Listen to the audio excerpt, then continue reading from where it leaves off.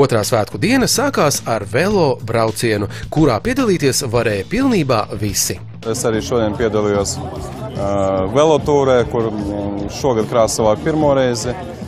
Mēs gribējām, lai ne tikai tāda domāšana, sporta un tam līdzīgi, bet mūsu devīzē vēl arī bija, ka mēs gribam, lai visi kopā. Un tādēļ šīs sacensības nebija uz laiku.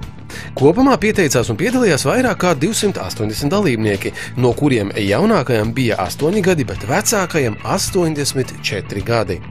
Bet laikam saliedētākā riteņbraucēju komanda bija Podjevu ģimene, kurā auga 8 bērni. Uz jautājumu, cik sarežģīti bija kopīgi noturēt tempu, viena no meitām atbild īsi un lakoniski. Nebija grūti. Velobrauciena ietvaros notika arī izloze, proti viens no dalībniekiem varēja vinēt velospēdu, kuru bija sarūpējis zemnieku saimniecības Raudavišķi īpašnieks Aleksandrs Ivanovs.